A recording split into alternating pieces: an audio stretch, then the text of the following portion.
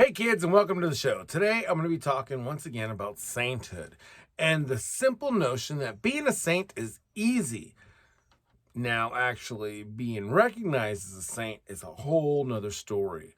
And the reason I say that is because if you know how the Catholic Church is set up, we have this communion of saints. We have the saints in heaven, we have the saints on earth who are us, the followers of Christ, and then we have the canonized saints, the saints that were recognized by the church as good people and people that represented the faith in a good way and in a positive way. So there's three types of saints that exist in the Catholic Church.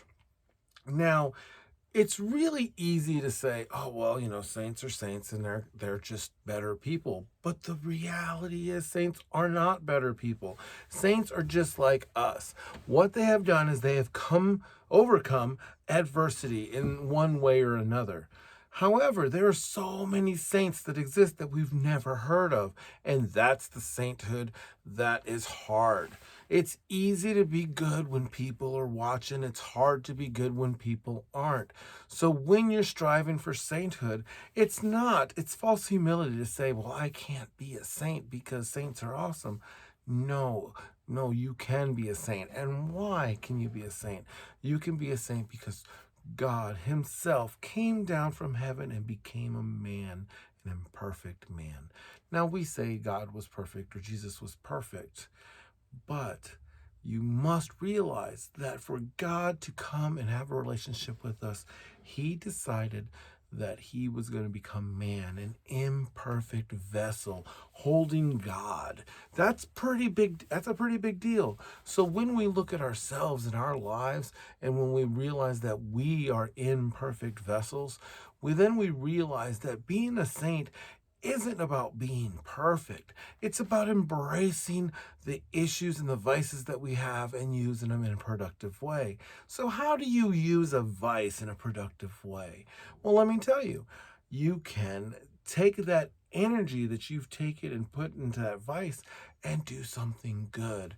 For example, you can stop watching TV and getting yourself upset and or doing whatever. You stop watching TV for not completely for 30 minutes a day. Stop watching TV for 30 minutes and instead read a book, meditate, take a walk, listen to the birds, do something in that 30 minutes. Because what you're going to find out is that when you take a walk and you're silent and you come away from these screens, and yes, I'm talking about the screen. I'm going to keep this video pretty short because I want you to get up and get out. So we need to step away from these screens. These screens are impractical. They are not personal. Even when you're doing a FaceTime or Zoom or whatever you want to call it, even when you're doing that, you're missing something. You're missing the real presence of someone in the same room with you. And you might not think it matters, but it really does, because think about it. When we are children, we remember people because of the way they smell. Maybe your grandpa smelled like cigarettes and beer. Maybe your grandfather smelled like butterscotch cookies. Maybe, whatever. Our children right now are not getting to experience that. And thank God that we are starting to move back. But smells are important. Human touch is important, and people aren't touching. And when you don't have all that stuff, things start to get really difficult. So, what am I saying? I just keep saying it over and over. Bring yourself to God. You can be a saint, because being a saint just means that you have made a decision to follow Christ. Being a saint isn't about being a god. They're not gods. They're just people. They're people that lived a life of wonder. Today I want to just mention really quickly, I'm going to keep this really quick, but St. Martin de Porres was an amazing saint. And because of the color of his skin, he wasn't even allowed to celebrate Mass. And now there's a shrine to him in Lima, Peru.